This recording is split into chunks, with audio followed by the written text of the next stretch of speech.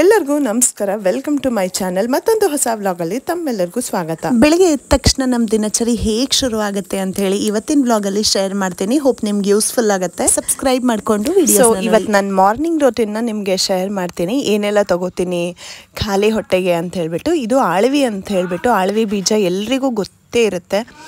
Delivery ಆದಮೇಲೆ, ಪಾಪು ಹುಟ್ಟಿದ ಮೇಲೆ, ನಾರ್ಮಲ್ ಆಗಿರ್ಬೋದು, C-ಸೆಕ್ಷನ್ ಆಗಿರ್ಬೋದು, ಪ್ರತಿಯೊಬ್ಬರಿಗೂ ಸೊಂಟ ನೋವು ಅನ್ನೋದು ಬಂದೇ ಬರುತ್ತೆ. ಸೊ ಅದು ನಿಮಗೆ ಯಾವತ್ತೂ ಲೈಫಲ್ಲೇ ಬರಬಾರ್ದು ಅಂತಂದರೆ ಪ್ರತಿದಿನ ಮಾರ್ನಿಂಗು ನೀವಿದು ಕುಡಿಲೇಬೇಕು. ಆಳ್ವಿ ಬೀಜ ಅಂತ ಹೇಳ್ತೀವಿ ನಾವು.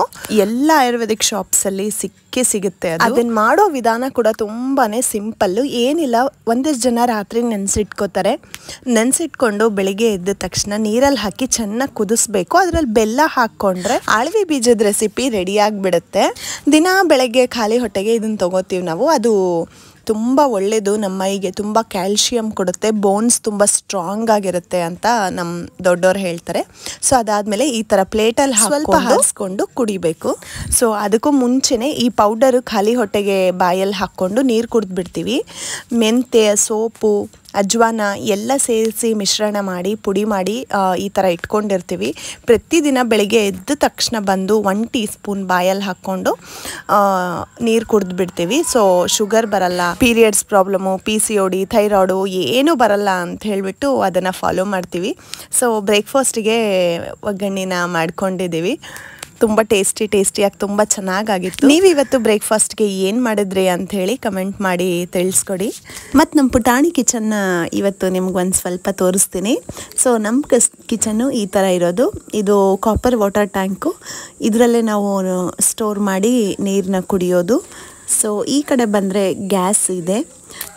ಈ ಕಡೆ ಒಂದು ಸ್ವಲ್ಪ ಕೈಗೆ ಇಟ್ಕೋ ಹಾಗೆ ಒಂದಿಷ್ಟು ಸಾಮಾನು ಇಟ್ಕೊಂಡಿದ್ದೀವಿ. ಇಲ್ಲಿ ವಾಟರ್ ಪ್ಯೂರಿಟು ಮತ್ತು ಇಲ್ಲಿ ಸಿಂಕ್ ಇದೆ. ಇಷ್ಟೇ. ಫ್ರೈಡ್ ರೈಸ್ ಮಾಡ್ಕೊಡ್ಬೇಕು ಅಂತ ಇದ್ದೀನಿ. ಫ್ರೈಡ್ ರೈಸ್ಗೆ ಏನೆಲ್ಲ ಹಾಕ್ತಿದ್ದೀನಿ ಅಂತ ತೋರಿಸ್ತೀನಿ ಬನ್ನಿ.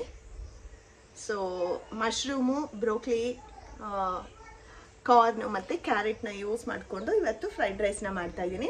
ಈ ಥರ ಎಲ್ಲ ವೆಜಿಟೇಬಲ್ಸ್ ತಿನ್ನೋದಂದ್ರೆ ಅವ್ನಿಗೆ ತುಂಬ ಇಷ್ಟ ಆಗುತ್ತೆ. ಸೊ ಹಾಗಾಗಿ ಅವನಿಗೆ ಹೇಗೆ ಇಷ್ಟ ಆಗುತ್ತೋ ಅದೇ ಥರ ಮಾಡ್ತೀನಿ ನಾನು. ಸೊ ಇಲ್ಲಿ ರೈಸ್ ಆಗ್ತಾ ಇದೆ. ಆದಮೇಲೆ ರೆಸಿಪಿನ ಶೇರ್ ಮಾಡ್ತೀನಿ ಹೇಗೆ ಪ್ರಿಪೇರ್ ಮಾಡಬೇಕು ಅಂತ ಹೇಳ್ಬಿಟ್ಟು. ಆಯಿತಾ? ನಿಮ್ಗೇನಾದರೂ ಒಳ್ಳೆ ಪಾಪು ರೆಸಿಪಿ ಗೊತ್ತಿದ್ರೆ ನನಗೆ ಕಮೆಂಟ್ ಬಾಕ್ಸಲ್ಲಿ ತಿಳಿಸಿ, ನಾನು ಕೂಡ ಟ್ರೈ ಮಾಡ್ತೇನೆ. ಸೊ ಆದಷ್ಟು ಒಳ್ಳೆ ರೆಸಿಪೀಸ್ನ ನಾನು ಕೂಡ ಟ್ರೈ ಮಾಡ್ತಾ ಇರ್ತೀನಿ. ಮಾಡಿದಾಗೆಲ್ಲ ಇನ್ಸ್ಟಾಗ್ರಾಮಲ್ಲಿ ಅಪ್ಲೋಡ್ ಮಾಡಿರ್ತೀನಿ.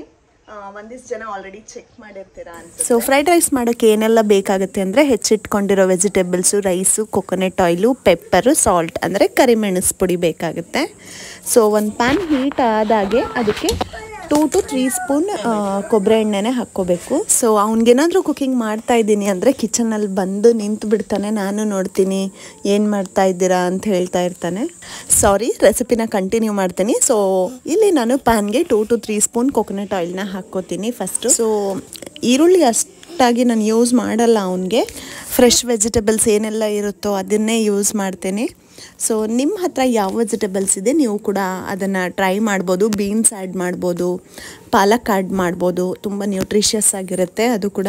ಸೊ ಎಣ್ಣೆಕಾದ್ಮೇಲೆ ಕ್ಯಾರೆಟು, ಬ್ರೋಕ್ಲಿ ಫಸ್ಟ್ ಹಾಕ್ಕೊಂಡು ಫ್ರೈ ಮಾಡ್ಕೊತಿದ್ದೀನಿ. ಕ್ಯಾರೆಟ್ ಸ್ವಲ್ಪ ಹಾರ್ಡಾಗಿರುತ್ತಲ್ಲ, ಸೊ ಅದಕ್ಕೆ ಕ್ಯಾರೆಟೇ ಫಸ್ಟ್ ಫ್ರೈ ಮಾಡ್ಕೋಬೇಕು. ಸೊ ಕ್ಯಾರೆಟ್ ಒಂಚೂರು ಫ್ರೈ ಆದಮೇಲೆ ಸಣ್ಣಗೆ ಹೆಚ್ಚಿಟ್ಕೊಂಡಿರೋ ಬ್ರೋಕ್ಲಿನ ಹಾಕಿ ಚೆನ್ನಾಗಿ ಫ್ರೈ ಮಾಡ್ಕೋತೀನಿ. ಪಾಪು ಅದರಲ್ಲಿರೋ ವೆಜ್ಜೀಸ್ ಎಲ್ಲ ಆರಿಸ್ಕೊಂಡು ತಿಂದುಬಿಡ್ತಾನೆ, ರೈಸೇ ತಿನ್ನಲ್ಲ. ಸೊ ಹಾಗಾಗಿ ಸ್ವಲ್ಪ ನೈಸಾಗಿ ಕಟ್ಟಿಂಗ್ ಮಾಡ್ಕೋತೀನಿ ನಾನು. ಸೊ ಇದೆರಡು ಚೆನ್ನಾಗಿ ಫ್ರೈ ಆದಮೇಲೆ ಇದಕ್ಕೆ ನಾನು ಮಶ್ರೂಮು ಮತ್ತು ಕಾರ್ನ್ ಹಾಕ್ಕೊಂಡು ಸ್ವಲ್ಪ ಫ್ರೈ ಮಾಡ್ಕೋತೀನಿ. ಮಶ್ರೂಮ್ ಸ್ವಲ್ಪ ಲೇಟಾಗಿ ಹಾಕ್ಕೋಬೇಕು, ಯಾಕಂದರೆ ತುಂಬ ಬೇಗನೆ ಸಾಫ್ಟ್ ಆಗಿಬಿಡುತ್ತೆ ಅದು. ಸೊ ರೈಸ್ ಹಾಕೋಕ್ಕಿಂತ ಮುಂಚೆನೇ ಮಶ್ರೂಮ್ನ ನೀಟಾಗಿ ಚೆಕ್ ಮಾಡಬೇಕು, ನೀಟಾಗಿ ಬೆಂದಿದೆನೋ ಇಲ್ವೋ ಅಂಥೇಳಿ ಚೆಕ್ ಮಾಡಿಬಿಟ್ಟು ಅದಾದಮೇಲೆ ರೈಸ್ನ ಆ್ಯಡ್ ಮಾಡ್ಕೋಬೇಕಾಗತ್ತೆ. ಆಲ್ಮೋಸ್ಟ್ ನಾನು ಹಾಕಿರೋ ಮಶ್ರೂಮು ಎಲ್ಲ ವೆಜಿಟೇಬಲ್ಸ್ ಚೆನ್ನಾಗಿ ಫ್ರೈ ಆಗಿದೆ. ಸೊ ಅದಾದಮೇಲೆ ಇವಾಗ ಕರಿಮೆಣಸು ಪುಡಿನ ಹಾಕಬೇಕು, ಪೆಪ್ಪರ್ ಪೌಡರ್ ಅಂತ ಹೇಳ್ತೀವಿ. ಸೊ ಇದನ್ನು ಮತ್ತು ಉಪ್ಪನ್ನು ಎರಡನ್ನ ಹಾಕಿ ಸ್ವಲ್ಪ ಫ್ರೈ ಮಾಡ್ಕೋಬೇಕು. ಪಾಪುಗೆ ಟ್ರೈ ಮಾಡೋ ಎಲ್ಲ ರೆಸಿಪೀಸ್ಗೂ ನಾನು ಕರಿಮೆಣಸು ಪುಡಿನ ಹಾಕ್ತೀನಿ. ಇಮ್ಯುನಿಟಿ ತುಂಬ ಸ್ಟ್ರಾಂಗ್ ಸ್ಟ್ರಾಂಗ್ ಆಗಿರುತ್ತೆ, ನೆಗಡಿ ಕೆಮ್ಮು ಏನೂ ಆಗಲ್ಲ ಅಂತ ಹೇಳ್ಬಿಟ್ಟು. ಮತ್ತು ರೈಸ್ ತಿನ್ನೋಕೆ ಕೂಡ ತುಂಬ ಟೇಸ್ಟಿ ಆಗಿರುತ್ತೆ. ಕಲರ್ ವೆಜಿಟೇಬಲ್ಸ್ ಎಲ್ಲ ಕಾಣಿಸ್ತಾ ಇರುತ್ತೆ. ಅದನ್ನ ನೋಡಿದ ತಕ್ಷಣ ಅವ್ರಿಗೆ ತುಂಬ ಇಂಟ್ರೆಸ್ಟ್ ಬರುತ್ತೆ ತಿನ್ನಬೇಕು ಅಂತ ಹೇಳ್ಬಿಟ್ಟು. ಸೊ ಹಾಗಾಗಿ ನಾನು ಕರಿಮೆಣಸು ಪುಡಿನ ಹಾಕ್ತೀನಿ. ಅರ್ಶಿನದ ಪುಡಿನೂ ಹಾಕ್ಬೋದು, ಬಟ್ ಎಲ್ಲ ಕಲರು ಸೇಮ್ ಆಗಿಬಿಡುತ್ತೆ.